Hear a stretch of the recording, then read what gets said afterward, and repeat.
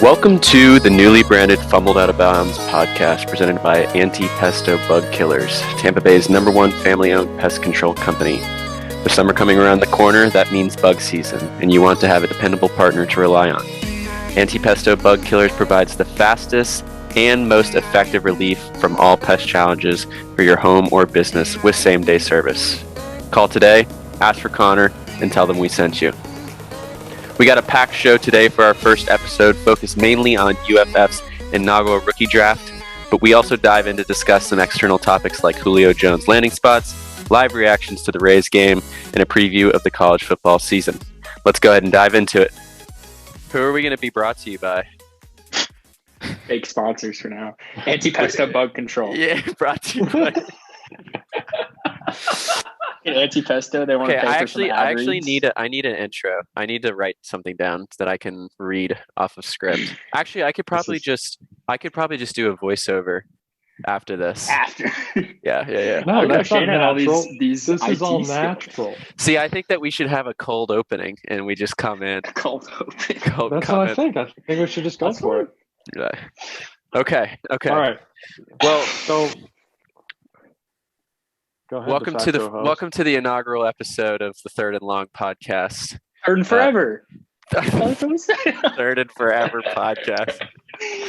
We're off to a great start. Our focus is going to be a collection of our interests ranging between University of Fantasy Football Dynasty team, random sports topics, maybe a few recap memories of the June 25th, 26th Austin trip, whatever is on top of mind for that week.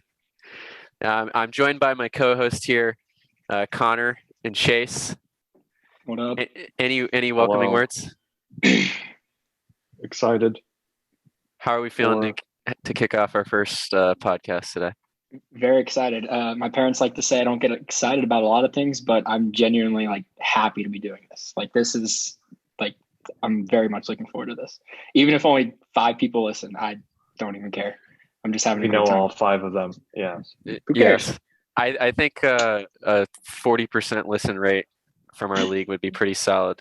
But I expect a strong audience, at least for the first one. So welcome aboard, and it's a good time to kick it off. We're going to focus today on a recap of the inaugural UFF rookie draft. We're going to spit some takes out there. We're going to talk about some things that we like, some things we didn't like, talk about some of the trades that went down, review round by round picks that we liked and the ones that we didn't like. So I think that we just go ahead and dive right in. Should we go Start off at the top. Should we start off from the round top. one and just dive right in? Yeah, sure. I guess I'll lead since I had the first 2 picks. Were you proud about that? Were you proud about that? I mean, I tanked. I tanked, and then I made what I thought was a good trade at the time, and I got 2 valuable assets. I have no problem with tanking for Trevor. I tanked successfully. I still put out a good roster week in, week out.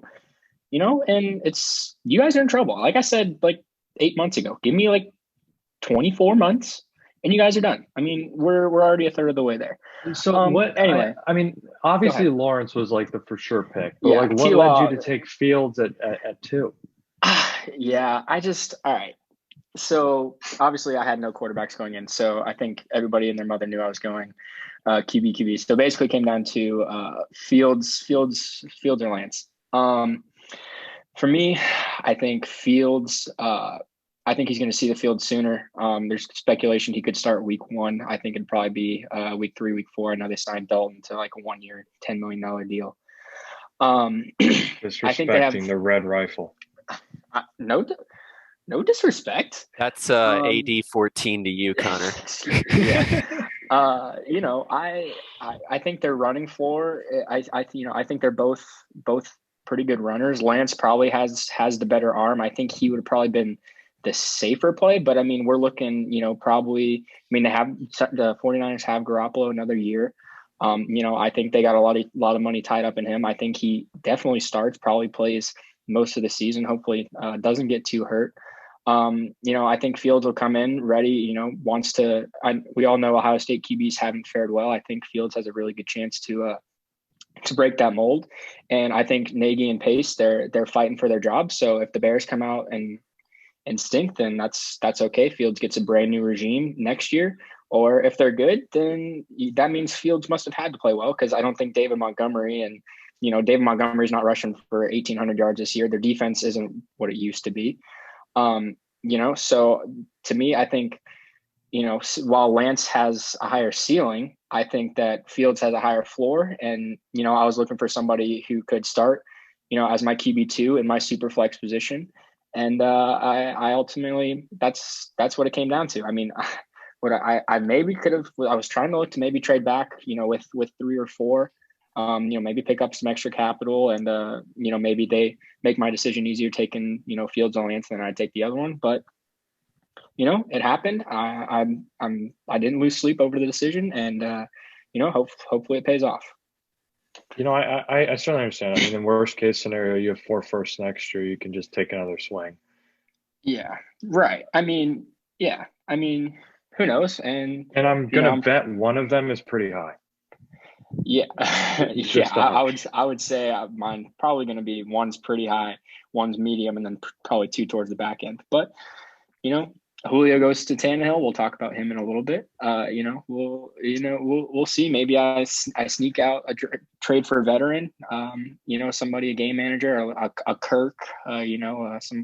Some older guy, a Matt Stafford, maybe. Who knows?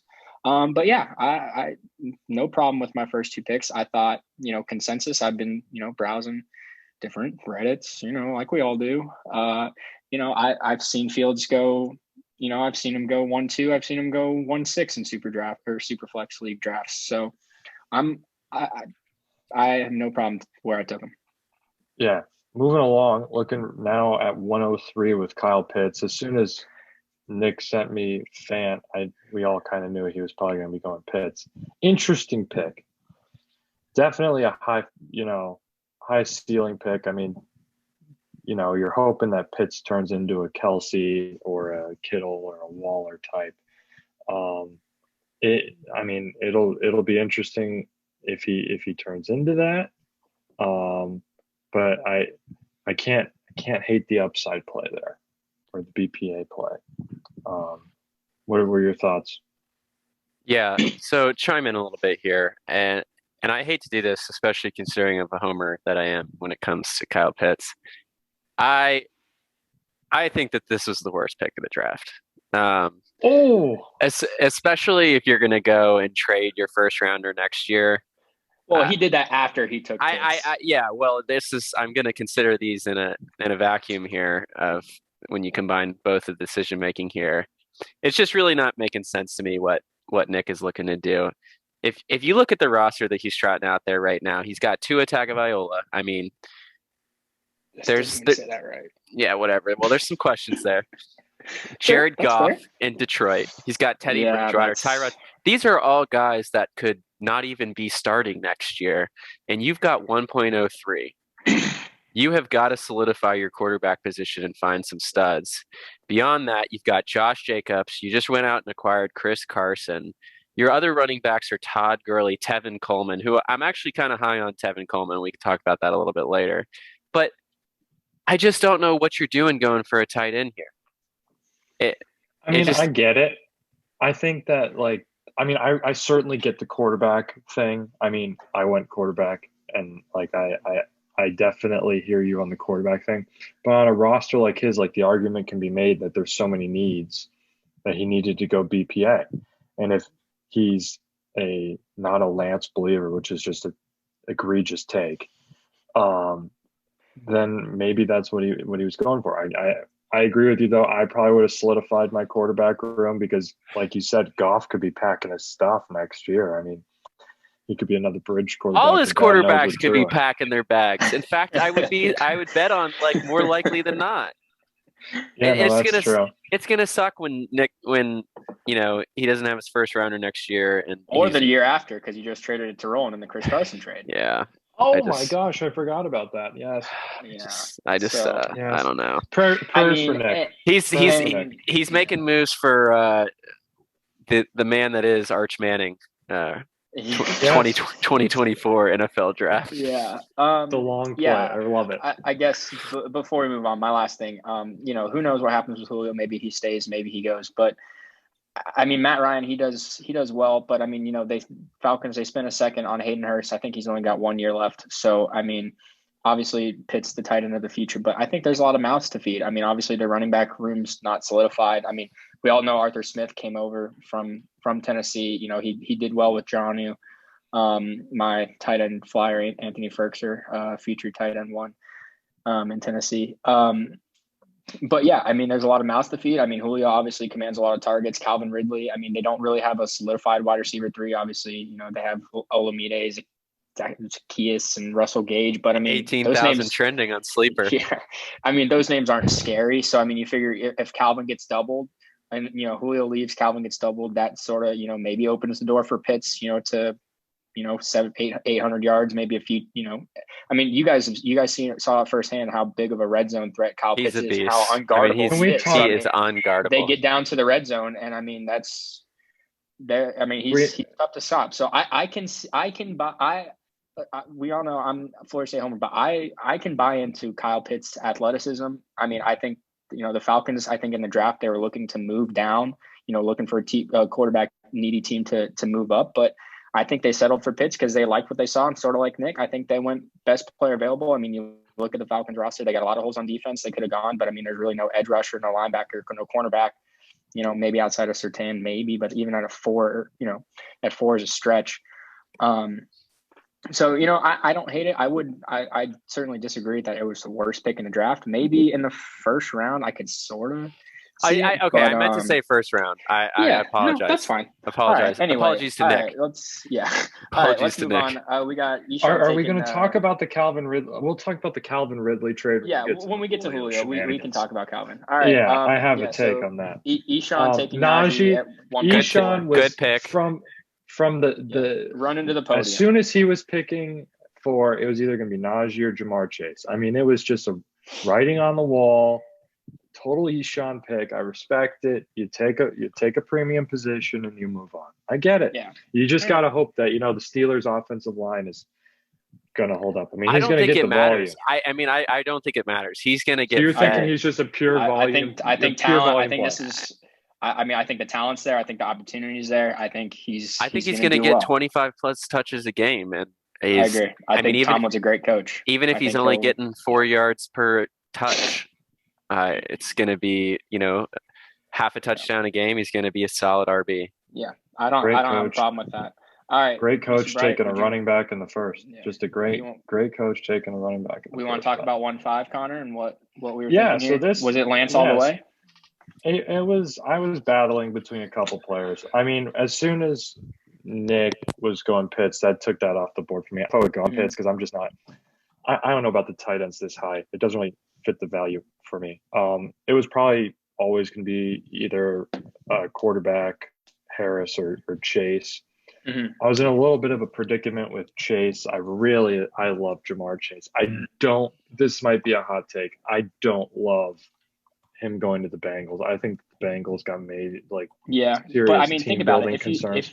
If you take Chase, you have who do you have? You have Terry McLaurin, you have DJ Moore, you have CeeDee Lamb. I mean, that's an incredible four wide receiver group right there. If you take Chase, it would have been Chark, Lamb, Moore, and DJ Chark. Yeah, I don't have McLaurin, but sorry. So no, you're right. My wide receiver room would have been set. But you know what? I decided I was like, I have Mahomes, the GOAT. Yeah. 1-1. And I don't think this is a league where I'm learning, we're learning as a league that, quarterbacks are. Oh, it's a super flex league. It's as easy as that. It's the most valuable position in football. It's the most valuable position in the league we play. I really like the Lance pick, and you have Tannehill, you have Mahomes. You don't need Lance to succeed right away. You don't need him to play this year, really. I mean, it's important, I think, to have a third quarterback, but you don't need him to play this year. It was a mix of value and then future flexibility if I want to trade a quarterback or if whatever it looks like. That's pretty much what the play was. Yep. I bet you felt so smart making that pick, huh? Me? Just so proud of yourself of taking positional value. I was pretty excited. As a fan of a team that doesn't know positional value, it was nice to stand up for myself for once. Anyways, now the big trade of the first round. Yeah, Shane. We had Shane just somehow getting Alvin Kamara from Robert, of all people. Robert got very young very quickly. Yes, he did. Which is interesting. So Robert was kind of like one of those middle of the road teams where like he was kind of like oldish, win now, kind of young, but like he went young. So if you guys want some background on this trade, I think I went on the clock around 6:15 and got a text from Robert. You interested in Kansas? Kamara, LOL. So little typo to kick it off. And, I said, yeah, of course. And he said, okay, well, don't make a move until I send an offer. And I was like, okay, well, this he must be serious here. When Hold on a second, were you going to take Chase regardless? Okay, yes, and I'll get to that reasoning after the trade conversation. Why don't you tell him who you were going to take? Really? Huh? In 6? Who? Yeah. Who was at the top of your board? No, I was going to take Jamar Chase. Okay. Yeah. I'm yeah. Good pick. Yeah. No. So he sends me the offer, and I tell Robert. So Robert, he offers me Hunt he offers me Kamara and for Hunt my first and 2.06 this year as well. And when I see the offer, I'm pretty excited for it because I'm getting a primo RB1, the RB1 last year for those of you that didn't know. And Robert's the kind of guy though that if you say yes, I'd like to accept this trade right away, he starts to question, is this trade make sense for me? So I had to hit him with a little send it to me on Sleeper, let me evaluate it and take a second here. In the back of my mind, I'm accepting run it through Keep Trade Cut. I'm accepting this all day. It's actually funny you bring that up. I did not run it through Keep Trade Cut. I just was like, I'm gonna fucking get Kamara. And our league's favorite dynasty rank. I ran it and Keep Trade Cut afterwards, and it actually said that I overpaid by 2.06. It said I should have just sent Hunt and 1.06. So I should have looked at Keep Trade Cut and been like, you take a look at this, but Robert would have been but like, who did 2.06 turn into? It turned into trash. Kyle fucking trash, dude. Yeah, Kyle Trash. Okay, yeah, we'll the get king. there. Yeah. The king. Yeah. So I just was so excited to get Kamara, and I just smashed accepted because I can't remember the last time that I had legitimately like 2 RBs to just plug and play, and it just makes fantasy so much. It just makes fantasy so much easier. And Kareem Hunt was really solid for me last year. He finished, I think, as RB9 on the season, but that was with Chubb like missing 6 games, and like I don't see like them. I mean, I think that they're both remind me of when Eckler and Melvin Gordon were both pretty much playable, and I actually had both of them when they were doing that as well. Yeah, and it's fine, but it's not. You can't. They're not like week winners, right? Whereas if both of these guys go off for 30 in any given week, like they can, like that's like a huge boost to my ability to win. Yeah. And, I thought it made sense for me. And the best part is I didn't have to give up any capital next year, which was huge. And from my understanding, Robert was interested in my first next year as opposed to my second this year.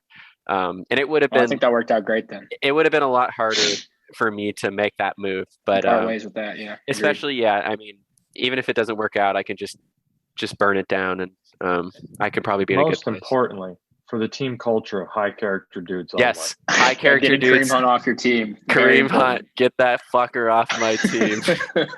Bringing in Alvin Kamara instead. 7 touchdown Kamara. Hasn't spent any of his. Only spent his rookie signing. Hasn't spent any of his contract. Yeah. No, Shane, I loved that trade for you. I mean, I thought it worked out really well. Now, I mean, you just got to hope that the broken one comes through for you. In respect to, I mean, it is dependent on the broken one, but in respect to Robert, I think that his team, the way that he made that trade and the ones that he's done following since has made just all the sense in the world. So I think that his moves have been reflective of the way that he wanted his team to go as a result of making that trade. Like if you're going to send Kamara, you might as well just go young. And I think that's what he's done. And I think he's going to be in a position going forward here to find some success as a result. But, who's his second quarter? Oh, it's Rodgers and Stafford. That's right. Talking about Jamar Chase, though, because I think he deserves to be recognized. Of course. Jamar Chase, to me, was the best prospect coming out of this draft. He was number one on my board when it came to players that I thought were most likely going to succeed. I think a lot of people forget because he took the last year off, but this kid fucking dominated the SEC like we haven't seen. Unreal. I mean, 21 yards per catch at 20 touchdowns, 1,800 yards, 20 touch. Like and he gets his college quarterback back. Yeah. So I mean, he's throwing with Joe Burrow again. And I had this discussion with Connor the other day about landing spot for Jamar Chase, and I mean, realistically, there was only two options of Bengals Miami or Miami. Yeah. And I just think like the Bengals are gonna force feed Jamar Chase. I don't see that there's any way that he doesn't have 140 plus targets right away. I think he could easily be Julio or Odell status rookie year, and just come onto the scene right away and dominate. So I think Robert gave up an elite player, but I think he absolutely acquired another one. So and that's another thing. And in terms of dynasty, not to cut you off, Connor, but wide receivers have the most longevity. So I mean, he gave up Kamara, but who knows how many more RB1 years Kamara has? Where if Chase lives up to the expectation, he could be wide receiver one, until he's Julio's age. So he's 23 right now, 22. So exactly. You're looking at 10 years of an elite wide receiver one to give up, maybe 2 years. I mean, like they always say, it's better to trade a running back a year early than a year late. I'd be willing to say that Jamar Chase will have at least 5 top 8 wide receiver seasons in his career. Yeah, I have no problem agreeing with that. I think that was a great trade for you guys, and obviously we all love draft day trades, and we're not done. We'll talk about more. Connor, you have anything else before we move on to Mr. ETN? I mean, I completely agree with Shane's take. I think people forget how good Jamar Chase was. Yep. So that's why I was going to take him, because I wanted that eliteness on my team. But So Noel's dad. Oh, go ahead. No, I mean, I was going to say it took away Jamar Chase going to the Bengals took away one of the most incredible dynasty values of T. Higgins there ever was. I mean, now rip T. Higgins and Tyler Boyd for a second, but I think that offense is going to be pretty run and gun. I think they're going to be slinging it around. Zach Taylor, West Coast offense. If Burrow can stay upright, I mean, I know they took the guard out of Clemson, top of the second round. So if he can stay upright, I would buy stock in the Bengals offense. Yeah, Zach Taylor's just got to get going. Yeah, he's just got to get his shit together. But besides that, okay, ETN. Interesting. Noel's dad here. ETN. You want to talk about a landing spot? Oh, brother. In the real NFL draft, this might have been the worst pick of the first round. You're considering positional value and all that kind of stuff. No. Well, I'm talking about the. Connor just hates first round and running back shots in the first round. No. After the draft, they said the plan was for ETN to play on third downs. You can't do that. Who cares about what teams have to say, though? It's all coach speak. It was in April. Who cares? I mean, I agree with you. Dad needed a running back. I mean, he has Zeke, which, I mean, I'm interested to see how Zeke bounces back this year. Zach Moss, James White, Malcolm Brown, Sony Michel, who knows what's going to happen with old Sony. So he took ETN. He took the second, running back in the draft. So, I mean, I can't fault him there. I mean, maybe Javante's the long play. I'm interested to see. We'll talk about Javante in a second. But, I mean, I don't know. I just don't know what Urban Meyer's going to do down in Jacksonville. I have T-Law and LaVisca. How do you think I feel? That stack could LaVisca might be a dead cause, brother. Yeah, I know. Yeah. Anyway, yeah, I agree. Looking at the team makeup, he needed running back. I offered to trade up into 1-7. Obviously, after the last trade I made with him, probably doesn't want to trade with me anytime soon. But I think we talked about Nick taking BPA at 103. I think 107 ETN probably the best. I mean, maybe He could have gone. talk Who are his about your Zach quarterbacks? Wilson pick. I mean, he has Burrow.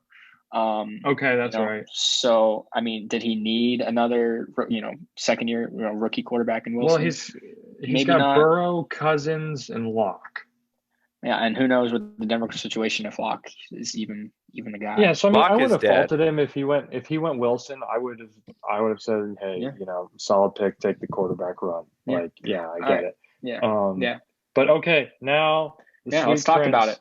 Let's talk about it. The homer pick. Prince. The king in New York. He was we bullied him into taking him, Chase. The king of the north. Mister, I'm not picking today. I'm too drunk. I'm not taking him tonight. Anyway, at 1.08. Yeah, so Zach Wilson. You already seem like your face has regret. No, I don't have regret at all when it comes to selecting Zach Wilson. I think that he was a smart pick, actually, in terms of dynasty standards. I think 108 is a great value for Wilson. You can sleep just fine at night walking away with a QB that's probably got 3 years of starting ability at least, and with a rushing floor and a legit top 5 RB. So, top 5 RB with Kamara. Michael Pirine? I was like, for the Jets. I was like, the Michael Pirine breakout season. I'm high on Ty Johnson, but let's settle down. No, I'm talking about for Dynasty. We're not into the real NFL yet. yet. No, I agree. Having Kamara and Chubb. Yeah, so I agree. I needed to mitigate some risk. Was obviously Carson Wentz has been a disaster up to this point. I haven't given up on him.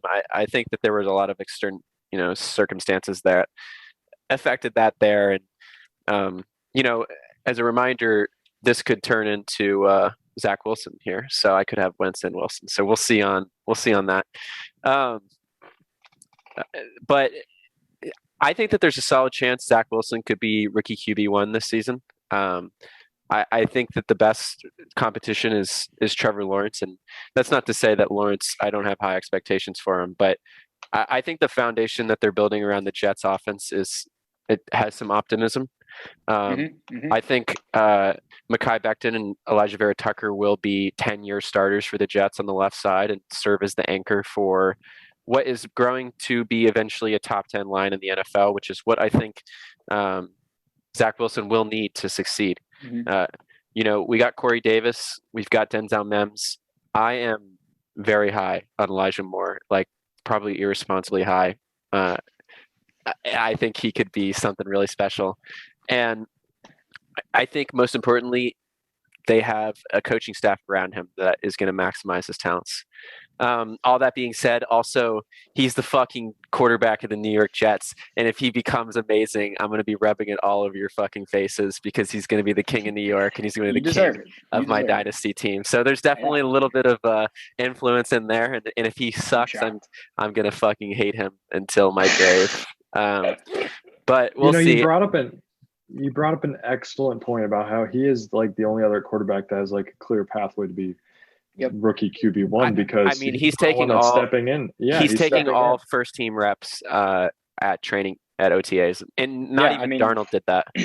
Yeah, I mean, none of the other quarterbacks I don't see. The only ones I'm confident starting week 1 are Lawrence and Wilson. I mean, I don't see Fields starting. I don't see Lance starting. I don't see Mac Jones starting. Yeah. I think, like you said, he's got a great opportunity, new head coach, and look at what they did. They traded up for Vera Tucker. They already have Becton. They got him another weapon in Elijah Moore. They have Michael Carter out of the backfield, the GOAT, Michael Pirine, worth a second-round pick. So I agree with you. I think, the offense is trending in the right direction. Don't you dare slander Corey Davis. And Corey Davis. Not to mention that we're going to have 2 first-rounders again next year, thanks Seattle, where we can either go get a right tackle, a center. Our defense needs a lot of help, but that's talking Jets. We don't have to do that. But needless to say, more young talent coming in next year. So we'll see. I agree. All right. You guys ready to move on? 109. Javonte. Michael Haddad. Michael. He was sweating that I was going to take Javonte Williams. I know it. And he's lucky I didn't because he's the exact piece he needed. I know I've sent Michael 3 trades for Javonte since draft day, which shows you how high I am on him. I mean, this is a need. Like this is like need meets value precisely. I mean, you don't want to be rolling out Ronald Jones, Aaron Jones, the Jones brothers. Year after year proves that he's a fantasy asset. They just re-upped, so he's set there. And Chase Edmonds, it seems to be a little. I don't know what they're going to do out there in Arizona. I mean, Chase Edmonds could be a total steal. I don't know. Michael, I mean, he has a solid receiving core now with the Ridley and Diggs trade. We're going to talk about that trade, but and Boyd, maybe you could have talked into going quarterback here. I mean, he's got Carr and Newton, and then obviously Lamar. But I agree with you. I think Javonte is a solid pick. He might not return year one. But yeah, I mean, he doesn't need to. I mean, Gordon's on a 1-year deal. Lindsey's gone. Gordon's out next year. Yeah, and then it's his show. And I mean, Royce Freeman hasn't shown anything. I'm with you. I mean, he's going to be another year older next year, but he's not going to get 250 carries. He didn't have a lot of carries in college because I mean, he split carries with Michael Carter. So he doesn't need a lot of carries to be effective. I think he was a junior. Yeah, he might be 21 maybe. I mean, like I said, I've tried to trade for him. I don't think he's going to get traded. I love the pick. I would have taken him at 110. If he was there, I would have been running to the podium. Shane, you got anything else you want to add, or we can talk about my third first round selection at 110? Oh, he's on mute. Shane, you good? Yeah, let's keep it moving. Yeah, no, we spent a lot of time. All right, 110. This is me, third first round pick of the draft. This is between Jalen Waddle and Mac Jones. I talked to Austin, who picked at 111. Basically, that he was going to take whoever I didn't take, and I just couldn't justify taking a third rookie quarterback. I like them all, but I don't think they can all be successful. I was fine rolling the dice on Fields at 102, but I like Jones. All the pictures of him, smoking the cigar after the national championship with his big beer belly. Say what you want. Did you identify with that? I have like 4 abs. I would never identify with that. I don't look like that. Dude, we cannot put this out in the public. That's a disturbing statement. Sorry. Anyway. Yeah, this is BPA. I know we've texted, about my wide receiving core now. Obviously, adding Waddle. I think we're all sort of not sold on Tua yet as a quarterback. Year 2 growth, spurt maybe. A lot of weapons to feed. They brought in Will Fuller. They have Devontae Parker, but he can't seem to stay healthy, and he hasn't really shown anything like he's a true elite guy. I mean, there's Mike Gesicki, but I know he plays out of the slot from time to time. But I think Waddle. I agree with you. This is where the draft got really cloudy, I guess you could say. You could have gone a ton of different ways here. I mean, there was probably like 5 guys you legitimately could have taken, and no one would have been like, really? Yeah. That's all I really got to say about it. It was BPA, and I didn't want to. I like Waddle's opportunity over Smith, who we'll get to here in a sec. I thought it was too early for Bateman, Rondale, and the other wide receivers. I couldn't trade out of it.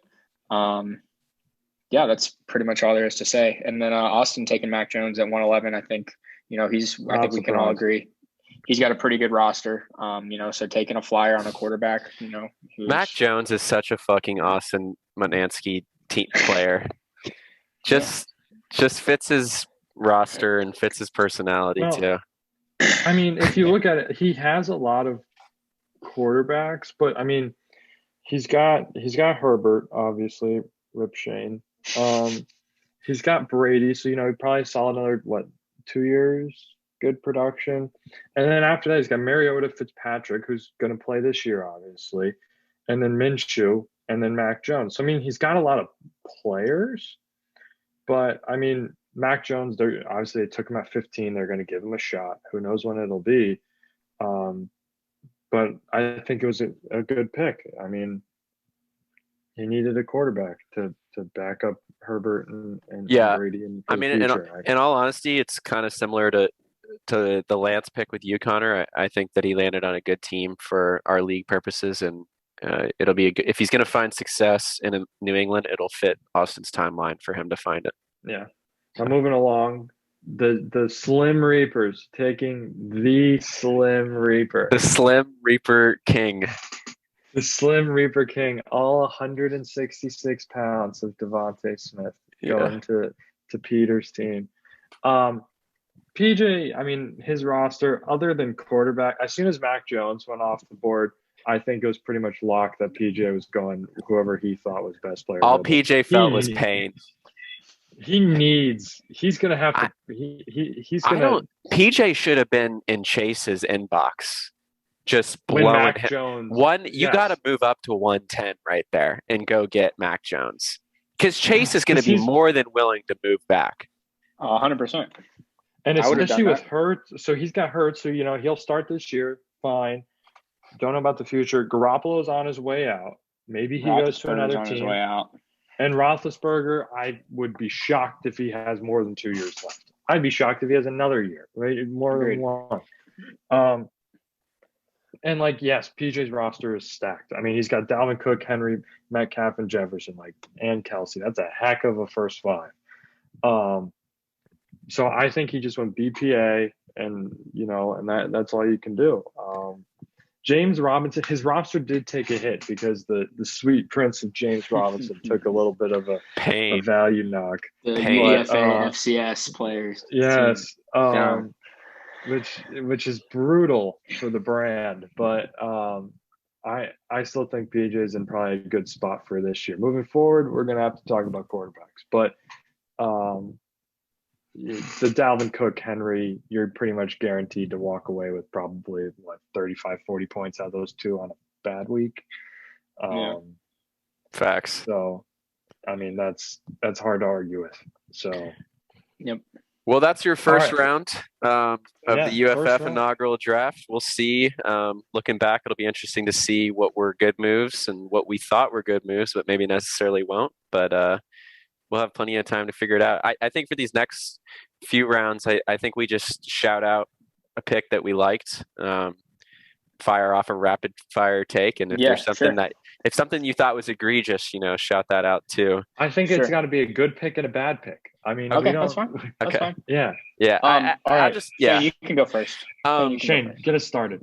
Okay, the best pick in the second round to me was Rashad Bateman. I think by far. I think people are way too low. Unbelievable. I think he's the best receiver Lamar Jackson's had. I think he's going to be pretty nasty. I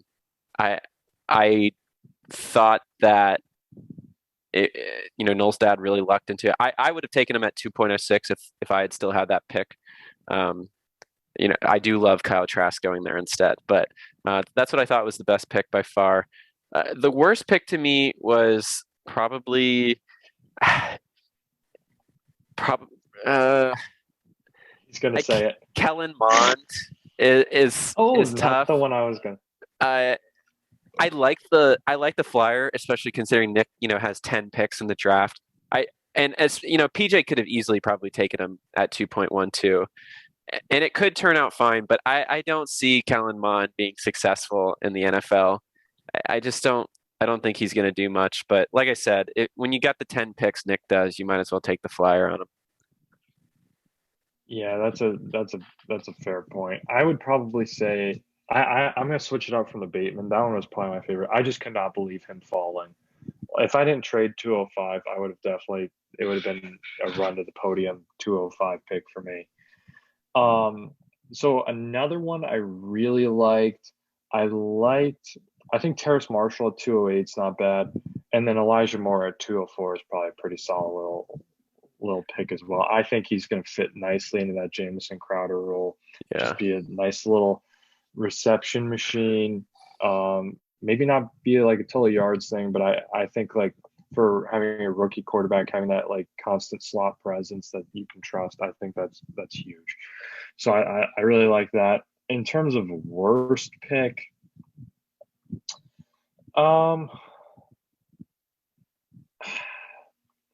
Trey Sermon at 201 is a little rich for my blood.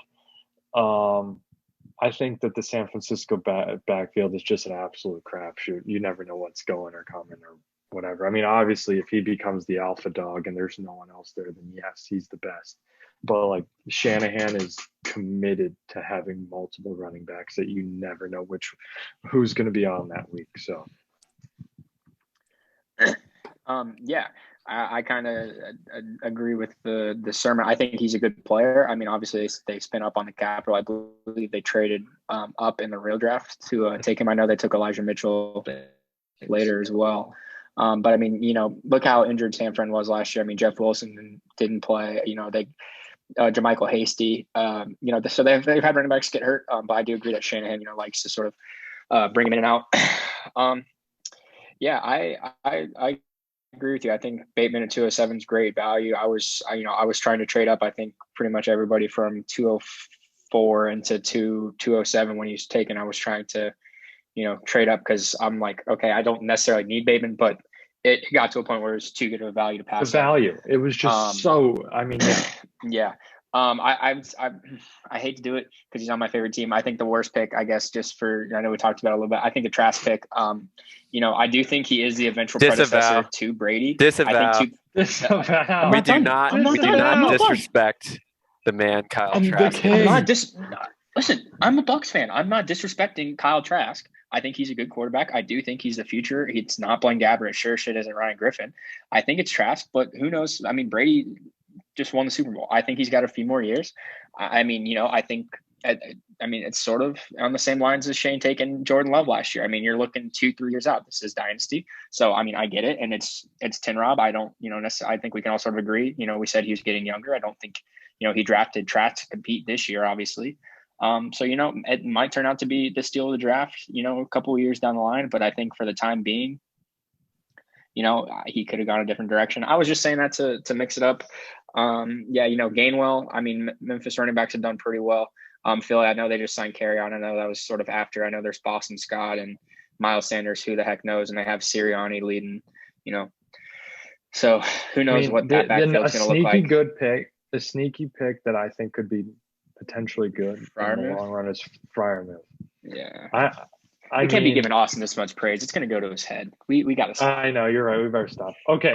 The Tony pick at 205 is also fun as a homer. Round 3. Shane, what do you think what was your favorite pick out of that? I just think it's so obvious. De'Ami Brown is a stud. That is a good value. I texted Chase I was talking to both of you guys about your pick of Nico Collins, and then Chase talking about he wanted Nico Collins, and I told Chase, I was like, I'm shooting for De'Ami Brown. I actually aftermath I think Dwayne Eskridge actually might be a better fit for my team because of the Tyler Lockett element and maybe being an eventual replacement for him. But I think De'Ami Brown is a stud. I think he could easily settle himself into a wide receiver 2 role alongside Terry McLaurin. I do like Curtis Samuel, but I don't see him impacting De'Ami. I don't see him impacting De'Ami that much. The quarterback question is a concern because who's going to be there post Ryan Fitzpatrick unless you're Ten Rob and all in on Heineke. But that's another debate. In terms of worst pick, it's kind of hard to say because these are basically flyers at this point. Davis Mills. Well, Davis Mills, I mean, okay, you're right. We're at a flyer stage now. If Davis Mills even plays for a year, it's worth it. Yeah. Josh Palmer, I don't know why he was drafted in the 3rd round by the Chargers, but he used to just destroy the Gators, and I think that's why I'm worried about him maybe being a beast for the Chargers. But that's fair. I mean, I don't really see how Kylan Hill ever sees the field. I mean, agreed. Yeah, maybe I don't know.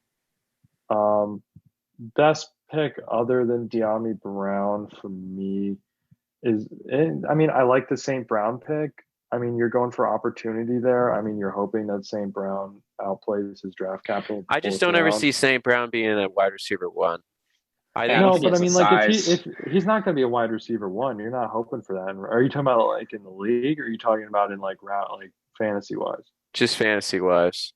No, and in round 3, if you get a wide receiver 2, you're happy. So I think that he's not going to be the alpha dog there by any means, but he could be a solid role player. Worst pick, I mean, I guess the Kylan Hill. I just don't know how he's going to see the field. I just don't see it. I mean, you're hoping 2 people get hurt basically. Yeah. Just sort of speed on.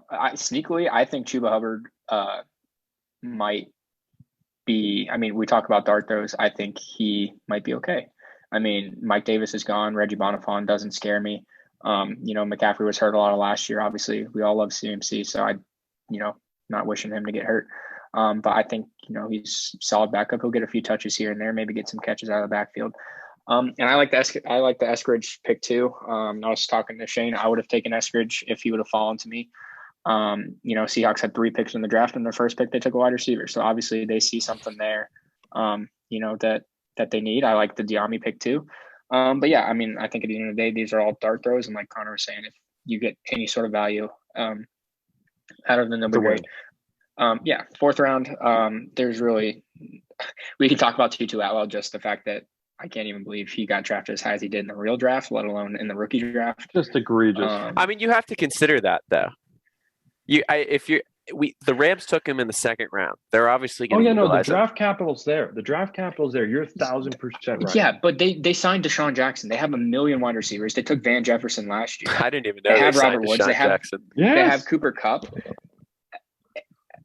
I just don't see how he gets any. I mean, he might get an end around. He might get a little touch pass, but I don't see him having any sort of real life.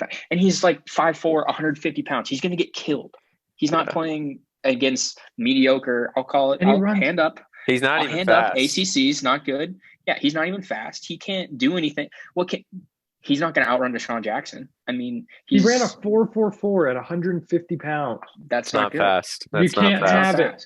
You can't have it. And to spend the 2nd round on him, I mean, I know the Rams are decent. I know they had line problems all last year. I was kind of hoping they'd go in a different direction, but Sean McVay is way smarter than all 3 of us combined. So clearly they saw something that maybe we don't. Who knows? It turns out to be something. I think sort of the same thing can be said with Schwartz. In Cleveland, more of a gadget player, in my opinion, but I don't see him getting any meaningful touches, anything like that. I mean, Hunter Long maybe is a long shot. I could see him. I know Jared Dokes, Nick drafted and dropped him. I mean, I don't think the Miami backfield's solidified at all going into the season. I know Myles Gaskins took most of it. I know you think he's worth first. He's not. So who knows what happens in Jared Patterson taken away from your other boy, Gibson season. He had the 225-yard game against Toledo when he was at Buffalo or whatever. Have you been seeing the news coming out of Washington? I mean, Ron Rivera. I know it's all Gibson. It's all Gibson. I agree. But once again, we're talking about long shots here, and I guess we'll highlight Clarence's only pick, Des Fitzpatrick. I really like that. You know what? That is in the 4th round. You're kind of just looking for some opportunity dart throws. And I think he's gonna have great opportunity. He could be the wide receiver 2 there. I don't know if he's any good, but there's some opportunity there. It would be hard to be worse than Josh Reynolds as a wide receiver 2 in Tennessee. Yeah. I also really like until they get Julio.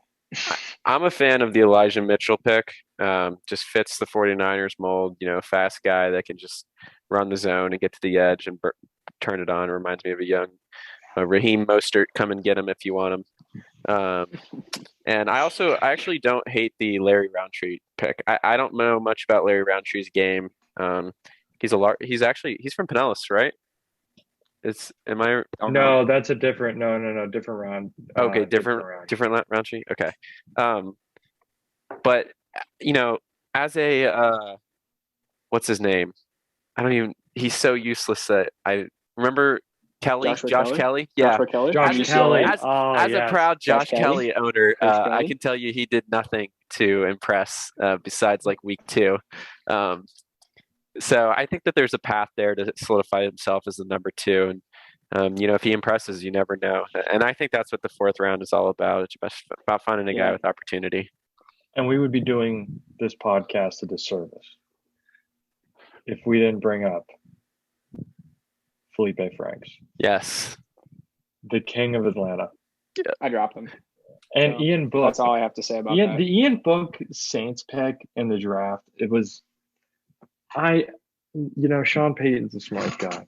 They run a good operation. But I don't know what's going on with their quarterback situation at all. I have no idea. Darden's a good dart throw as well. I mean, they have Scotty Miller, they have Tyler Johnson. I don't see him getting any meaningful minutes. They have a bunch of guys. They have a bunch of guys. Jags, bunch of Jags, is I've learned that's a dynasty term.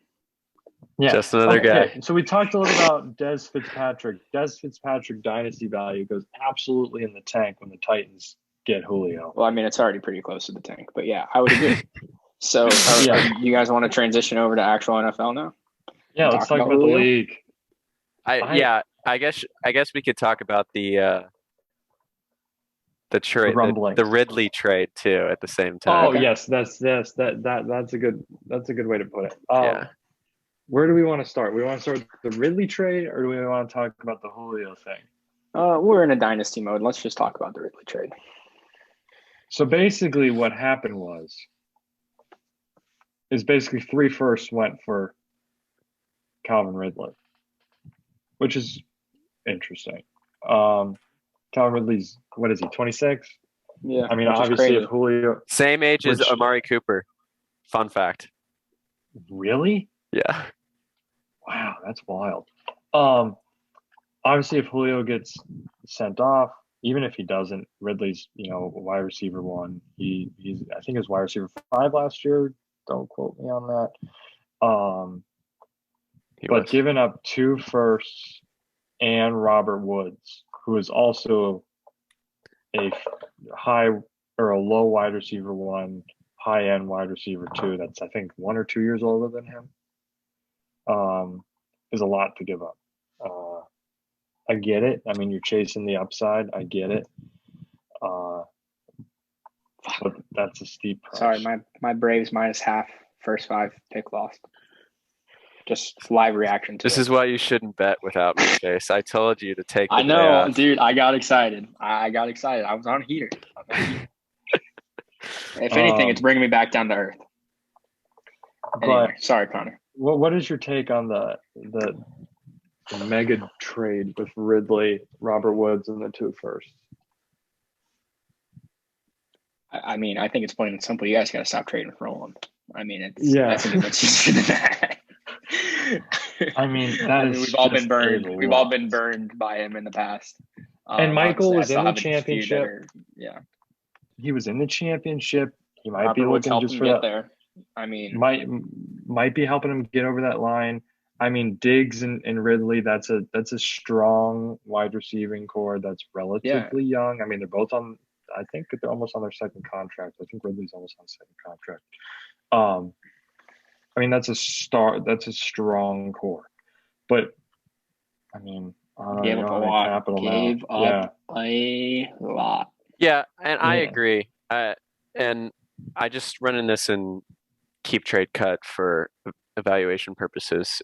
It shows that Roland won the trade by 3,641 points. But if you take a look at the players that they say to even out the trade, it's guys like Darnell Mooney, Irv Smith Jr. Whoa. Okay, those players on my team. We don't need this. What I'm saying by that is neither of those guys are like bona fide studs.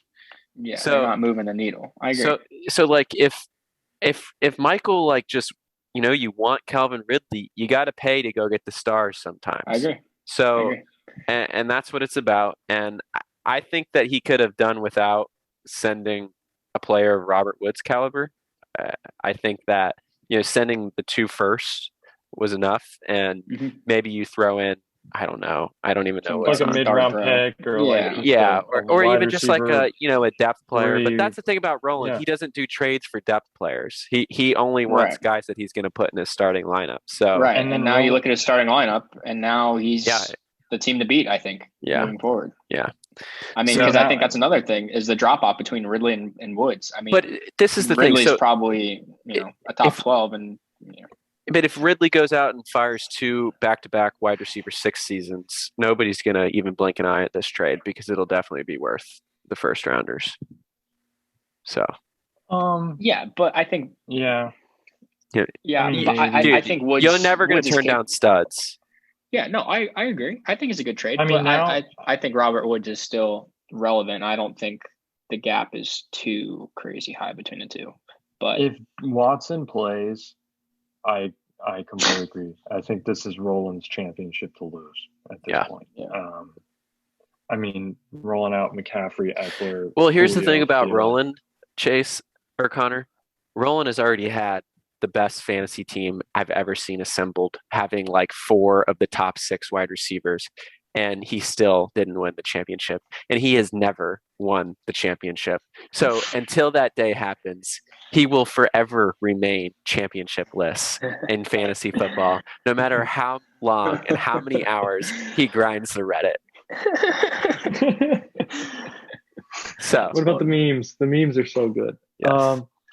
yes. Anyway, But so yeah, that- dependent of Ridley's value is Julio. So you got one bet to make. Where's Julio going based on odds? Based on All right. value, not where do you Where- think he's going? What bet would you make?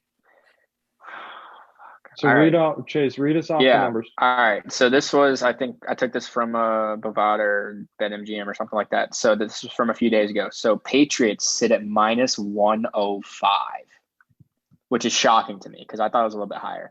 Then you have Titans at 275, +275, Ravens at +300, Dolphins +800, 49ers +900, Colts at +1,000, Packers at +1,000. He's going to be a Patriot. No, And if he is a Patriot, it's going to be for something stupid like a 3rd rounder. Dude, they gave up a 2 for Sanu.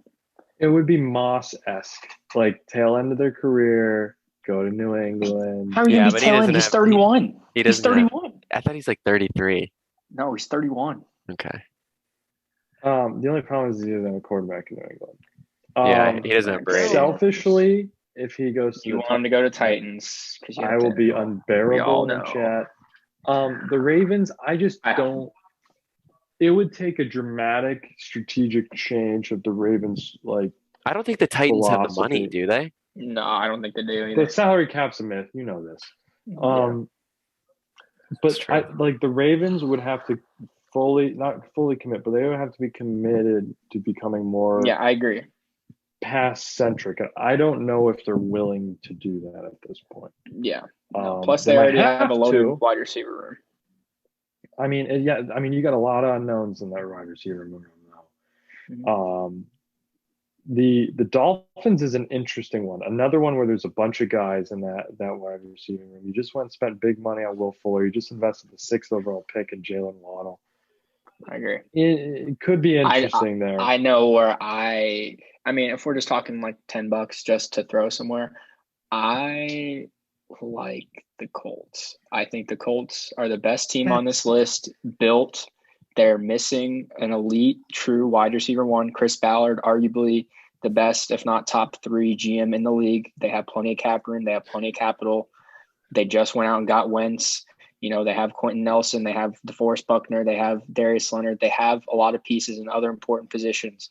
But T.Y. Hilton is not a wide receiver 1. Michael Pittman, not a wide receiver 1. They need a true separator on the outside. And No offense I to the think, brother, but T.Y. Hilton is Okay, a bona stop it. fide scrub. Thank you, Shane, for that. I'm not sure what celebrity just made an appearance into our Zoom call, but I agree with everything you're saying about the Colts. Like, it makes so much sense, but Ballard has been very against making deals like that. I know. But look how so, close they are. I know, but he is so like the value has to be there, and he's I know. not going to overpay. I know, but think about it. He They're in the won't. AFC. They're in the AFC. So I agree with you. No, I'm fine saying for I the agree with you. Falcons. Like in terms of it making sense, I know, but if there was agree. ever a time for him to do it, I think it would be now. I mean, look at the AFC South. I mean, the Titans. Okay, they split 1-1, but they're going to kill Jacksonville twice. They're going to kill Houston twice. I mean, there's a really good chance they could go. I guess now they're playing 17 games. They could go, 11-5, or 11-6, 11-5. How many is that? Yeah, 11-5. And 6. there's 17 weeks, but they're playing 17 games, not 17. Math Yeah. hard. It is. So they could pull out 12, 11, 12 wins, maybe sneak in to a bye. I think Julio would do well in Indianapolis. And if I were to make a $10 bet, that's where I'd put my money. I don't know. The 49ers being at plus 900 is interesting. They have no draft capital unless they're banking that he's not going to go for a first. That's an interesting one at where the odds are at. The Packers too. I mean, we would be remiss if we didn't talk about the Packers. That could be like the Aaron, please love us. I agree. That's what I was about to say.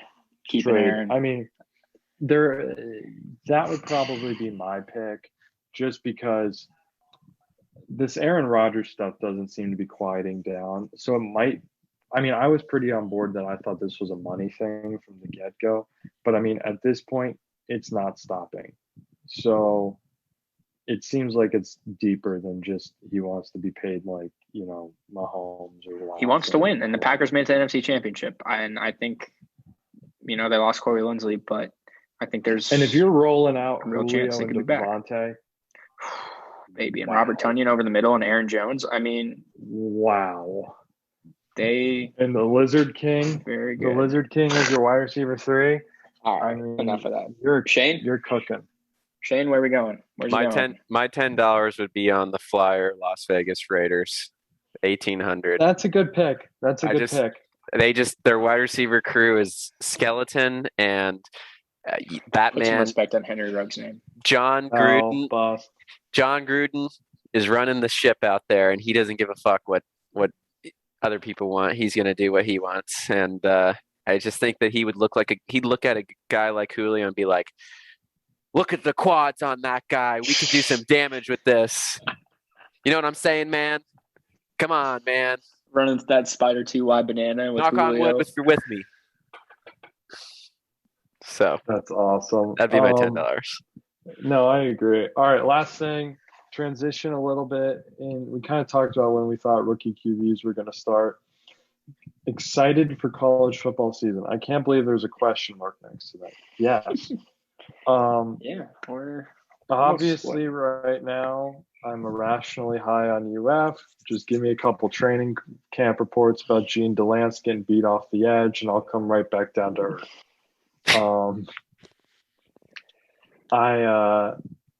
I'm excited for UF's offense this year. I think it's going to be completely different from last year and years before, with Emery running the show. Bunch of interesting wide receiver prospects and an absolute loaded running back room. I think we're going to be running the ball, a ton. If we remember how to block. Well, dude, we have averaged like 3.8 yards a carry the last 2 years since Dan Mullen. I think it's we're embarrassing. Have to run the ball. I think he's going to play the numbers game, and Emery's going to carry the ball a lot. Yeah, Emery being in there will help open things up. I will agree with that. And we got hopefully Bowman and Lingard and Malik Davis and Damian Pierce. I mean, pretty loaded running back room. I think that this the success of UF season is all dependent on two things. Well, quarterback is a given. If the quarterback sucks, we'll suck. The line play on both sides is going to be determinant. Are we going to be able to make strides and push guys around when we need to and get that, get those 2 yards, because we're going to need to convert a lot of 3rd and 2s, because that's just the way this offense is going to be. And are we going to be able to control the line of scrimmage on the defensive side with our incoming D tackles, Newkirk and Shelton, the guy from Penn State?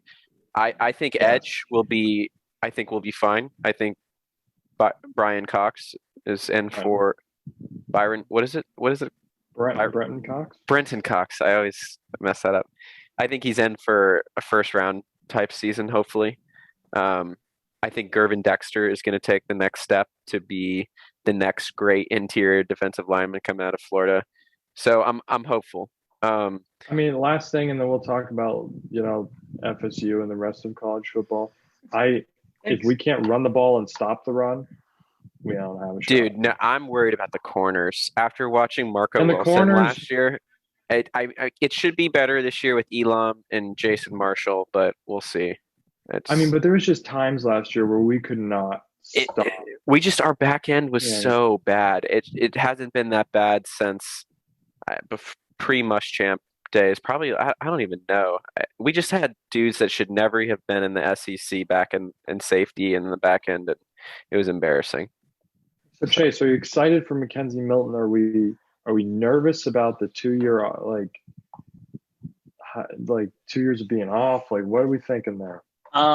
So I think it's safe to say that this year is sort of just a patched sort of, I don't even know the right word, but it's sort of like a get me over the hump sort of, I think 2022 is the year. I think we have a top 10 recruiting class, Travis Hunter, Sam McCall. We already have 2 5-stars. We got a couple 4-star QB prospects. I think this year's, sort of a Band-Aid. I mean, look at what Norvell did, in the transfer portal, obviously bringing in Milton. We got Andrew Parchment out of Kansas, who I think is going to be our wide receiver 1. I think we got a couple defensive backs, a couple linebackers and a really good defensive tackle prospect. I think our running backs room is really good with Lawrence DeFeely, sort of like you guys, we're going to be running Norvell in his system, obviously coming from Memphis. Look at all the NFL talent coming out of there. He likes rotating his running backs. I think our running back room is solid. Milton, I'm not too sure. Obviously, our offensive line has been a struggle for, I don't know, as long as I've been alive for the most part. Forever. Yeah. So, Kane Madden is the hot name. I guess he was PFF #1 offensive guard. He was on campus the past 2 days. So, we're trying with a makeshift line and a makeshift quarterback. I think Norvell is a good coach. I'm not sure about his in-game stuff yet. I'm not 100% sold. I'm definitely not sold on Adam Fuller, our defensive coordinator. Our defense has been just in shambles just for a long time. Obviously, Florida State football hasn't been, living up to the level. And I think unbiasedly, I think college football is better when Florida and Florida State are good. I think the in-state rivalry, both teams, and I think, that's good. And I also think we can all agree that the state of Florida has too many good football prospects for the best prospects to not come to Florida schools. Keep leaving. Yeah. No, and that's a good point. I mean, that can kind of transition us into the rest of the college football landscape. Yeah. I mean, obviously the typical are going to be around, your Clemsons. I mean, they're probably reloaded with Uyunglele.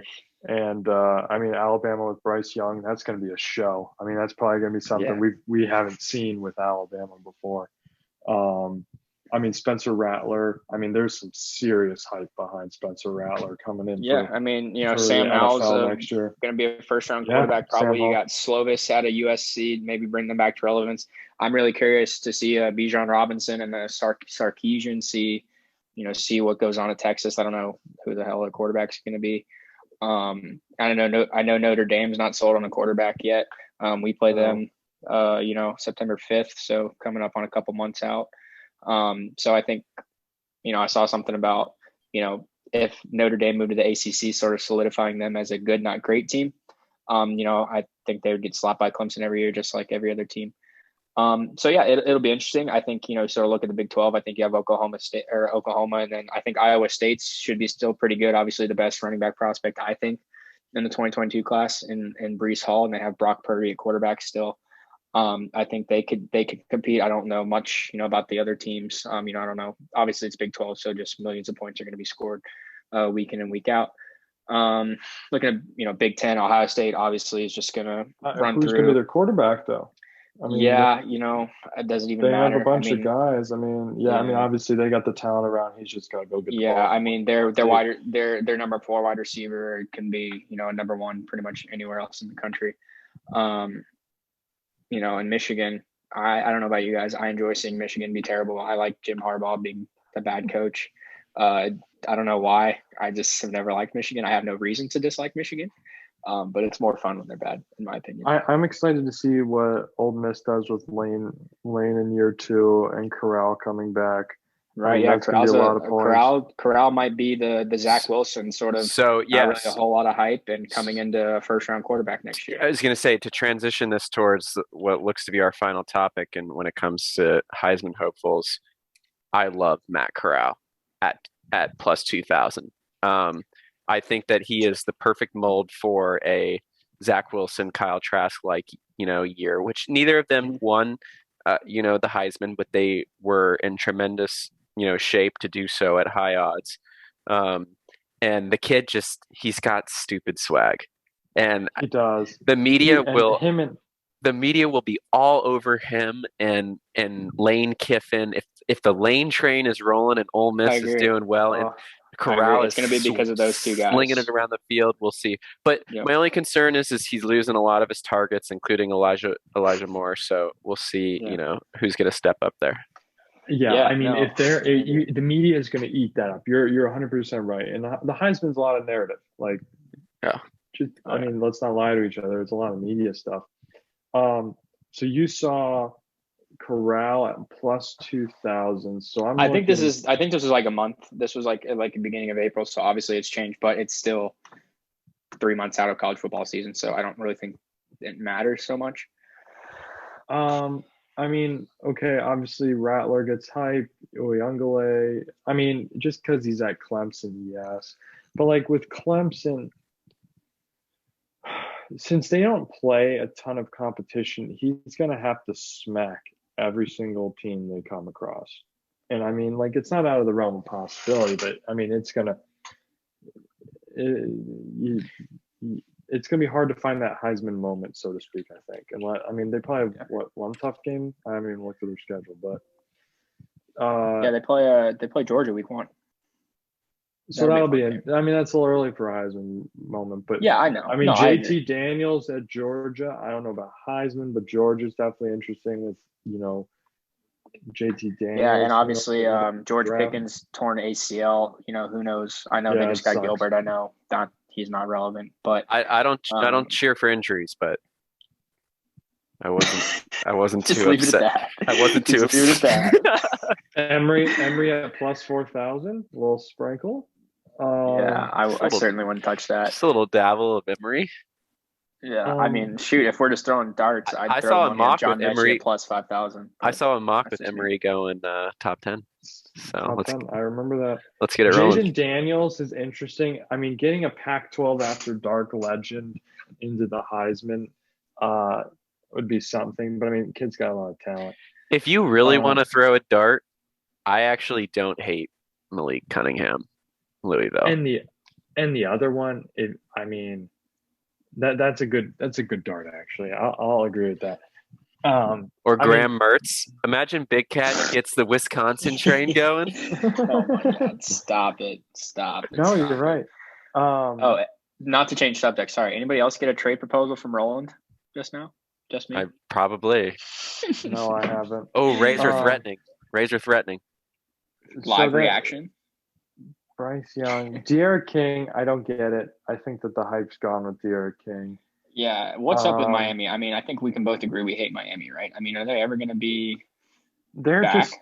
They're in nowhere land right now. Like, they're not bad, but they're not good. I agree. They're putting out a lot of NFL prospects, which is interesting, but I mean, it's Miami, so they're going to get players. Yeah. They're going to recruit and they're going to get players. It's whether or not they can put it together. Yeah.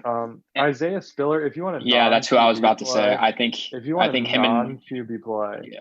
That's probably. Yeah. I think him and Breece Hall are going to battle for, sort of just like Etienne and Harris this year, sort of 1A, 1B. Looking for the 22 draft next year in terms of running backs. I think they're both elite running backs. That have a chance to, go very high and produce. Obviously, we're dynasty centric. So I have four first rounders next year and need some running backs. So obviously I will be paying close attention to them. And just because I'm a Tampa homer, Michael Penix. of course. Just Yeah. because of the Tampa homer. Indiana, that game against Penn State, that was crazy. Unreal. That overtime was crazy. It looked. Yeah.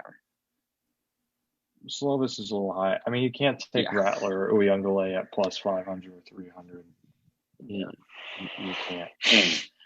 Well, any last minute parting thoughts? No, I just I'm looking forward to the next episode. This was a lot of fun. I agree. We're gonna have to start, coming up with some segments and some things. Some transitions, some transitions. Make it look like we know what we're doing. Really good. We need some anti-pesto ad reads. I'll have to reads. talk with the boss man about that one. See if we can work them. We'll work them a deal. Yeah, no, I mean, we'll have to find something. Also be on the lookout for t-shirts with Scout's face on it. That's the official dog of Third and Forever. Legend. But Shane, you can stop recording.